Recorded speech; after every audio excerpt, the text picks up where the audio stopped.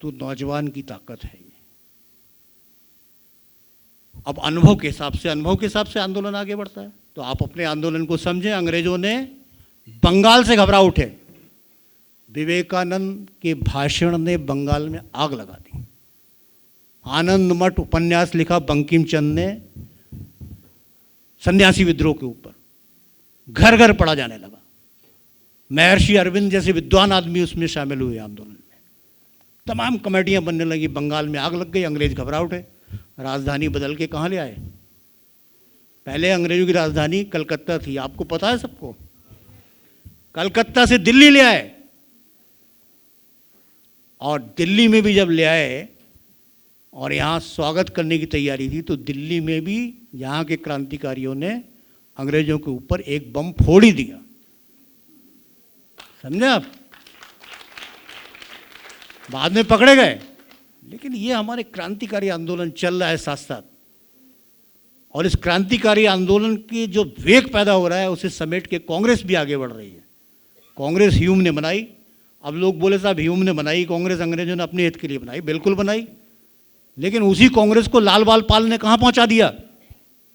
लाल बाल पाल ने पहुँचा दिया इस जगह कि बंगाल का विभाजन स्वीकार नहीं। बंगाल का विभाजन क्यों? उन्होंने कहा बंगाल में राष्ट्रवाद बहुत ज़्यादा हो रहा है और हिंदू मुस्लिम सब एक हैं, बंगालीवाद बहुत हो रहा है। एक हिंदू बंगाल बना दो, एक मुस्लिम बंगाल बना दो। इस हिंदू मुस्लिम बंगाल बनने का 1905 में विरोध कौन कर रहा है? बंगाली तो कर रहा है, विपिन चंद्र पाल, ठीक है, लेकिन महाराष्ट्र में तिलक भी कर रहे हैं। यानी महाराष्ट्रियन भी कह रहा है ये हिंदू बंगाल और मुस्लिम बंगाल नहीं बनेगा, बंगाल एक रहेगा। पंजाब में लाला लाजपत राय भी कह रहे हैं कि ये हिंदू मुस्लिम का बंटवारा नहीं होगा, हम एक हैं। ये 1905 की चेतना। और लहर इतनी ऊंची उठी कि अंग्रेज घबरा गए। आपको जानते हैं बंग भंग को वापस लेना पड़ा। लेकिन नई कूटनीति आई, इसको समझे। नई कूटनीति आई कि एक नई पार्टी बनाई गई जिसका नाम मुस्लिम लीग। किसने बनाई? ढाका के नवाब से बनवाई गई। अब मुस्लिम लीग को अंग्रेजों ने थोड़ा महत्व देना शुरू करा। हाँ, अब पॉलिटिक्स क्या आई? पॉलिटिक्स आई पृथक निर्वाचन। उन्होंने कहा साहब हिंदुओं के उसमें, ये मुस्लिम लीग की बात है, हिंदुओं के साथ वोट देने में हमारे प्रतिनिधि नहीं चुने जाते, हमें अलग से पृथक निर्वाचन मिलना चाहिए। अब शुरू की नई राजनीति थी, नई बात थी। हमारे महात्मा गांधी भी उसमें फंस गए कि हाँ भाई मिल जाने चाहिए।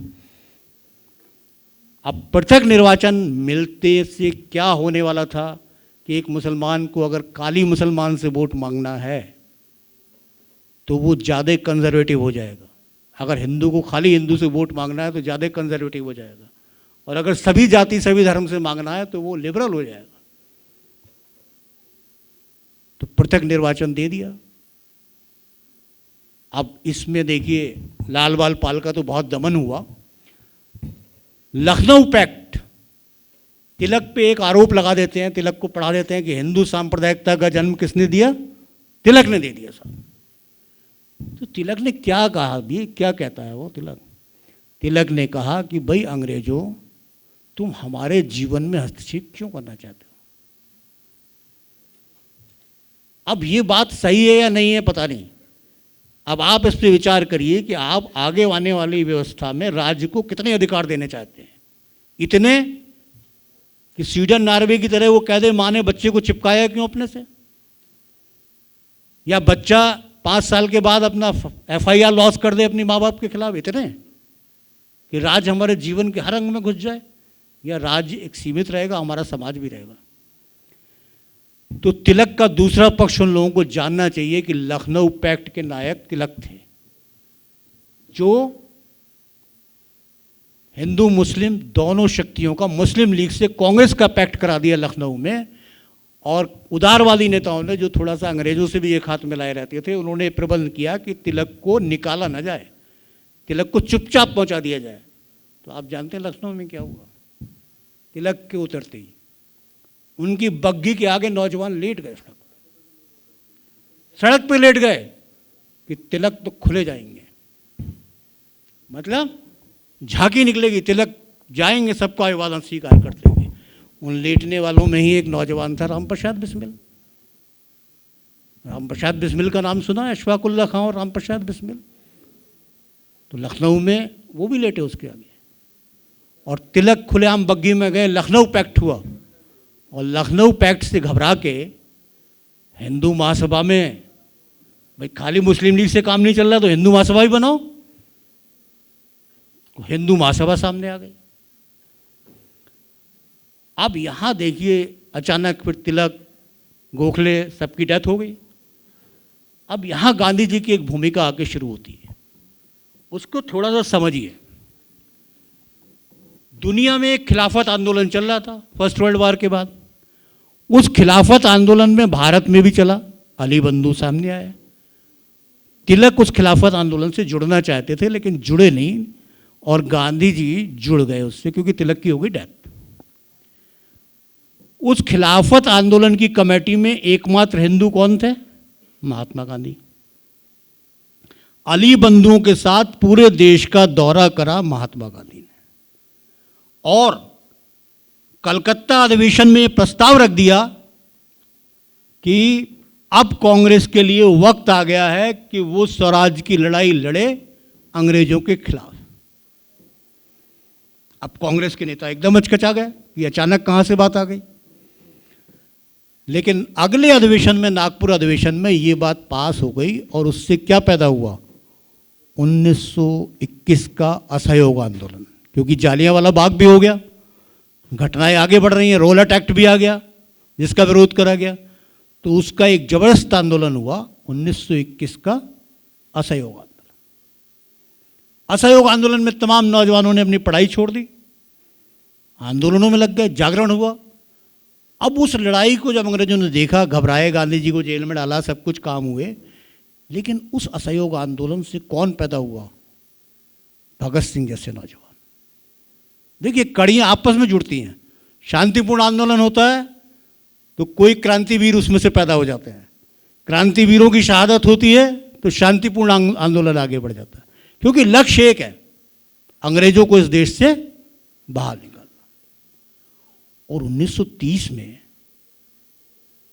जब रामप्रसाद बिस्मिल 28-29 में उनकी शहादत हुई तो देश में इतना कंपन नहीं हुआ, लेकिन भगत सिंह ने जो स्ट्रेटेजी बनाई कि सदन में बम डालेंगे, कोई मरेगा नहीं, कोर्ट में बयान देंगे, खबरें छपेंगी, तो देश में कैसा वातावरण बना। आप कल्पना करिए, जिस ब्रिटिश सरकार के राज में सूरज नहीं छुपता हो, वो फांसी का दिन मुकर्रर करे 24 मार्च,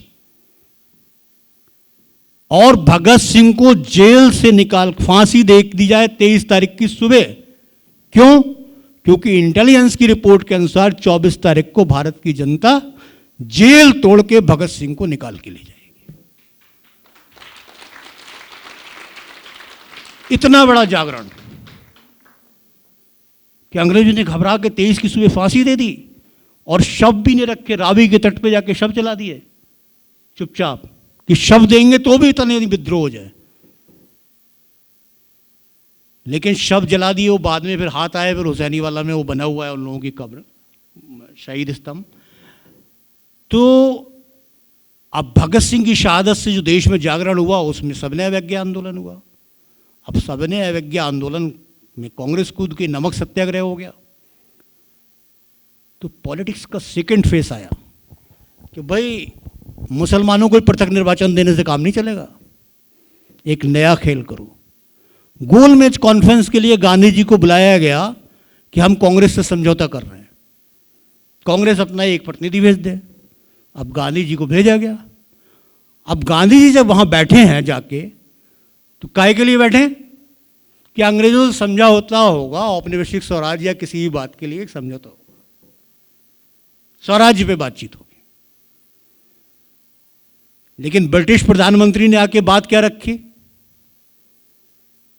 ब्रिटिश प्रधानमंत्री ने आके बात रखी कि भारत में दलितों को अत्याचार होते हैं, इनको एक पृथक निर्वाचन मिलना चाहिए। अब बताइए, गांधी जी भारत राष्ट्र का ये विभाजन और करवाएं? पृथक निर्वाचन करवा के, यानी फिर दलित से ही वोट मांगेगा और फिर दलितिस्तान की बात करेगा। वो तो देख रहे हैं ना दूर तक। अब इसके जवाब में गांधी जी तो वहाँ से उठ के चले गए, सबको पता है। वहाँ गांधी जी ने फिर उसमें कोई इंटरेस्ट नहीं लिया और ने कहा हम इसे कभी भी स्वीकार नहीं करेंगे, ना कांग्रेस स्वीकार करेगी। गांधी जी लौट आए तो अंग्रेजों ने डिक्लेयर कर दिया और गांधी जी को उठा के जेल में बंद कर दिया। अब गांधी जी ने यहाँ उपवास करा। दलितों के प्रतिनिधि बन के आए कौन? डॉक्टर अंबेडकर।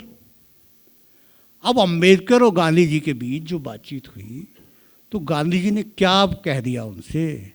ये कह दिया कि भाई अंबेडकर साहब, अगर आपको दलितों के नाम पे अंग्रेज 50 सीट दे रहे हैं तो कांग्रेस आपके लिए 100 सीट छोड़ने को तैयार है। हाउस में तो बैठना है, आप 50 की जगह 100 पे बैठ जाइए दलित, लेकिन पृथक निर्वाचन मत करिए, पृथक निर्वाचन नहीं करिए। और जैसे भी वो समझौता हुआ वो पूना पैक्ट कहलाता है। अब मैंने तो देश भर के दलितों के बड़े बड़े नेताओं से पूछा, भाई पूना पैक्ट की बुराई बता दो, गांधी ने कौन सा अत्याचार करा वो बात बता दो। कोई बताने को तैयार नहीं। बस याद सबको ये है कि गांधी ने पूना पैक्ट में हमारे साथ धोखा करा, सबकी जबान पे। लेकिन क्या धोखा करा, क्या निकल गया आपके हाथ से, बताएं।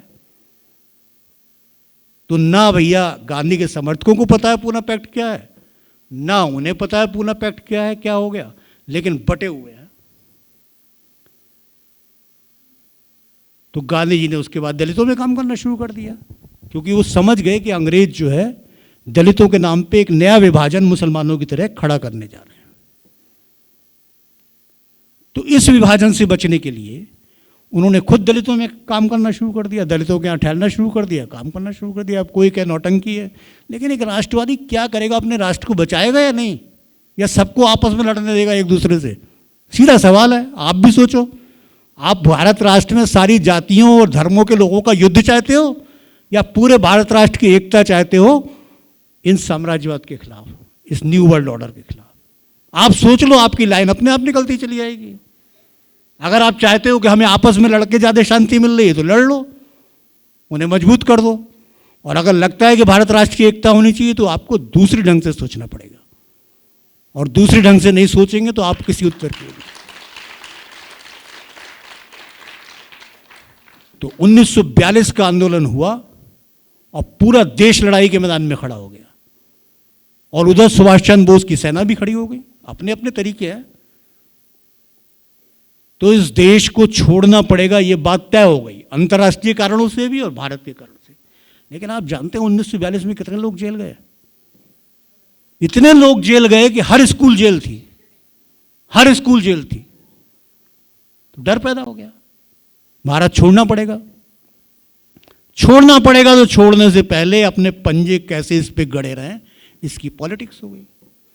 और उस पॉलिटिक्स में जो गांधी 42 तक सबसे शक्तिशाली थे, वो 1946 में सबसे कमजोर आदमी थे। उनकी आप किताब डायरी पढ़ लीजिए। ले, मेरी कोई सुनता ही नहीं है कांग्रेस में। और हो गया विभाजन। जो अंग्रेज आए थे माउंटबेटन करने, अब इस पर विस्तार से नहीं जा रहे, लेकिन विभाजन हो गया। अब मैं इसकी बात पे आता हूं कि इसके खिलाफ लड़ाई कौन लड़ना चाहता था। नवंबर 1947 से गांधी जी ने कहा कि जो आज़ादी हम चाहते थे वो हिंदुस्तान को नहीं मिली है। भारत के 7 लाख गांव आज भी गुलाम हैं, और इनकी मुक्ति की लड़ाई मैं लड़ूंगा। एक बात। दूसरी बात कि मैं पाकिस्तान जाऊंगा, लाहौर। क्यों जाऊंगा? क्योंकि उनके लाहौर जाने का मतलब था जिन्ना छोटे पड़ जाएंगे और गांधी बड़े पड़ जाएंगे, भारत पाक एकता हो जाएगी। अब इस बात से कौन कौन घबरा उठा? लोग कहते हैं नाथूराम गोडसे ने मार दिया। नाथूराम गोडसे क्या है? एक कड़ी छोटी सी, क्या मारेगा और क्या विचार थे और क्या था वो? आप बताइए, एक राष्ट्रपिता पे 5 दिन पहले बम फेंका जाए मदन लाल पाहवा द्वारा, बम जिसे एक बूढ़ी औरत ने कस के पकड़ लिया तो बम का निशाना चूक गया। उसके बाद भी इंडियन स्टेट 2 आदमी नियुक्त नहीं कर रहे कि रिवॉल्वर लेके लोग आदमी अंदर पहुंच रहे हैं कि साहब गांधी जी ये कहते थे कि रोका ना जाए। अरे गांधी जी कहते थे तुम जवाहरलाल नेहरू और सरदार पटेल क्या कर रहे हो? क्यों? क्योंकि आप पढ़ोगे कि बंबई में ये बात कुछ ग्रुप ने बता दी थी कि गांधी जी को मारने के लिए एक दल पहुंच रहा है। मोरारजी देसाई को हाथ के हाथ बता दी थी और सरदार पटेल तक ये बात पहुंच चुकी थी। लेकिन सबको इंतजार था कि गांधी मर जाए तो हम राजनीति करेंगे आराम से, क्योंकि हर काम में टांग अड़ा रहे हैं। इस बात को आपने नहीं समझा, लेकिन जयप्रकाश के मरने के दिनों में हमने जल्दबाजी देखी जनता पार्टी की कि एक बार तबीयत खराब हुई तो 3 महीने पहले उनकी डेथ से पहले भी डिक्लेयर करके राष्ट्रीय शोक कर दिया कि मर गए जयप्रकाश। इतनी जल्दी थी, इतनी जल्दी थी कि जयप्रकाश मर जाए काम खत्म। मोरारजी देसाई के बारे में CIA ने किताब में लिख दिया कि ये हमारे एजेंट थे। तो CIA के एजेंट है तो वो क्यों बचाएगा? और पटेल क्यों बचाएंगे? मर जाने दो आदमी को। गाँव की लड़ाई लड़ेगा, गाँव की मुक्ति लड़ेगा, ये लड़ेगा, पाकिस्तान में जाके बमंडर खड़ा हो जाएगा। आप जानते हैं गांधी जी जब उपवास में बैठे थे तो पाकिस्तानी राजदूत का लेटर आया कि गांधी जी के उपवास से पाकिस्तान में झगड़े शांत हो गए। इसके लिए हमारी सरकार उनके लिए बहुत बहुत धन्यवाद देती। गांधी जी यहाँ उपवास में बैठे, झगड़े वहाँ शांत हो गए। तो ये एक व्यक्तित्व है। आज़ादी के वक्त गांधी के बराबर दलित फॉलोवर किसी अम्बेडकर के नहीं थे महाराष्ट्र से बाहर, और मुसलमानों में जिन्ना के फॉलोवर उतने नहीं थे जितने गांधी के थे। तो एक राष्ट्रीय व्यक्तित्व था। अगली लड़ाई थी, गांधी के मरने के बाद छूट गई, लोग नहीं समझ पाए। लेकिन आज भी हम क्या लड़ाई लड़ेंगे? हम क्या लड़ाई लड़ते हैं गांव में? हम आज भी अगर काम करना शुरू करें तो हमारी लड़ाई क्या है गांव में? हमारी लड़ाई है कि ये जो औपनिवेशिक व्यवस्था है, ये लेखपाल और ये सिपाही हमारे गांव के इज्जतदार आदमी से मजबूत कैसे है? इस सिपाही की ये हिम्मत कैसे है कि हमारे गांव के आदमी की बेइज्जती करता है? यही लड़ाई हम लड़ते हैं। हमारी हुकूमत का मतलब क्या है? अगर हम किसी क्षेत्र में काम कर रहे हैं, हमारी हुकूमत का मतलब ये है कि गांव में गांव का आदमी ताकतवर रहेगा। ये सिपाही या लेखपाल जाके उनके बॉस नहीं है, ये सेवक है। तो औपनिवेशिक व्यवस्था है। आप पूरा गांव कहो कि साहब इस आदमी के इस तारीख को बच्चा पैदा हुआ या इस तारीख को ये आदमी मर गया, कोई पूछ रहा है? जब तक लेखपाल नहीं लिखेगा, जब तक ग्राम सेवक नहीं लिखेगा, जब तक सरकारी आदमी नहीं लिखेगा, जब तक पता ही नहीं। अब साहब गांव के लोग भी बड़ा भ्रष्टाचार करने लगे। अरे भाई भ्रष्टाचार करने लगे, वो सचिव तो कह रहा है कि गांव में जो पैसा आया है तुम्हारा सेंक्शनों के ऊपर से, उसका 40% तो हम लोग लेंगे ब्लॉक वाले, 60% लगाना है तुझे, 10 का दोनों क्यों होने? क्या करेंगे प्रधान जी? नहीं तो प्रधान को हटवा देगा, सस्पेंड करा देगा, क्योंकि SDM साहब सस्पेंड कर सकते हैं। तो भारत के इन 7 लाख गांव की दुर्दशा, तो इसके खिलाफ लड़ाई हमारे महेंद्र सिंह टिकैत के वक्त किसान आंदोलन में हुई।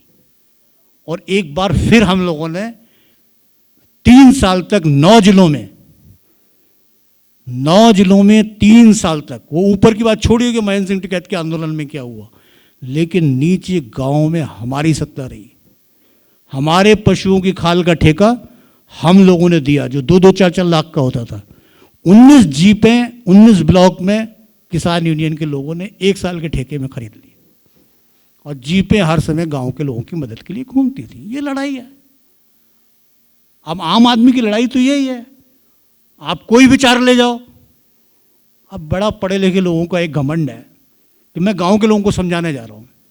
अरे भैया, गांव को समझने चले जाओ एक आध बार। क्या समझाओगे? जो अंग्रेजों ने बताया वो उन्हें समझाना है। सब लगे पड़े इसी काम में। हम भी लगे थे शुरू में, क्योंकि लगता था हम पढ़ लिए, MSc कर रहे थे, PhD कर रहे हैं, तो चलो साहब समझाना है इन्हें। समझ में आया ये तो इतना समझा हुआ आदमी है कि जो भी जाएगा उससे कहा हाँ जी आपकी बात सही है, बिल्कुल सही है आपकी बात, आपके तो साथ ही हैं हम। लेकिन देखेगा क्या देखिएगा ये कि कल को उस पर जब दिक्कत पड़ेगी तो क्या तुम उसके साथ खड़े हो या नहीं।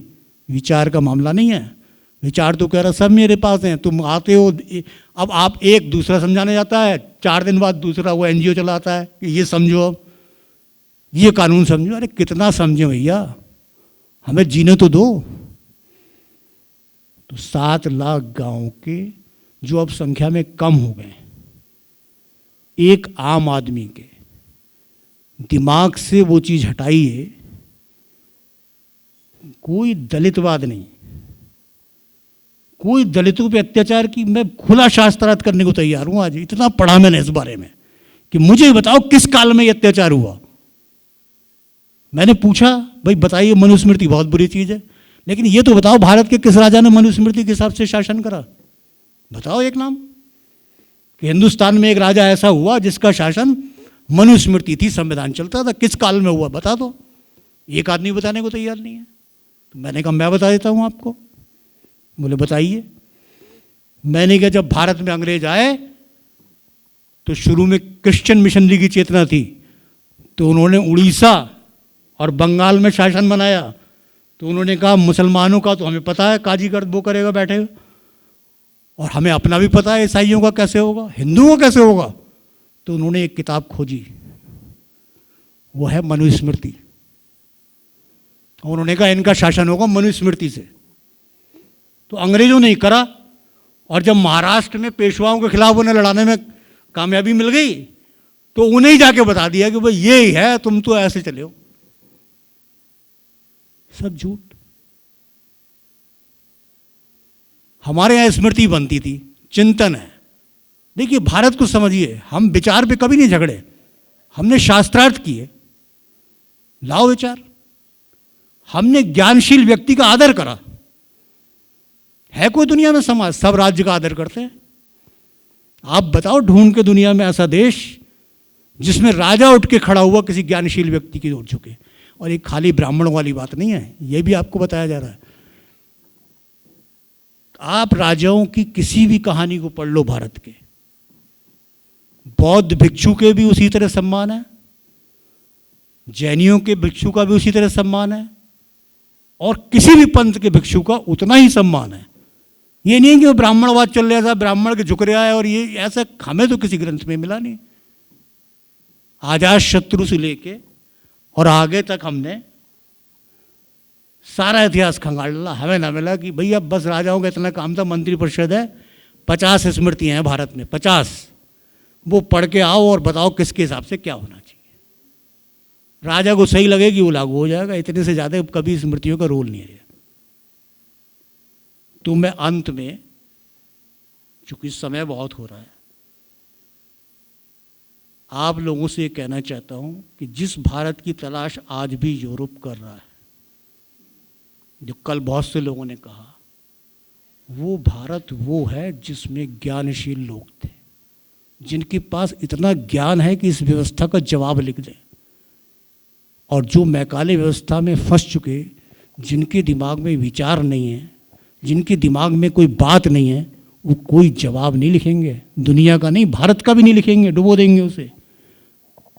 तो अगर आप उतरते हो अपने विचारों के साथ भारत को समझने के लिए, भारत को जानने के लिए, और जिनके मन में भी भारत बचा है, जिनके दिल के अंदर आत्मा की आवाज में भारत बचा है, वही वो ताकत है जिसके बल पे तुम हिंदुस्तान को पलट सकते हो। यही चुनौती।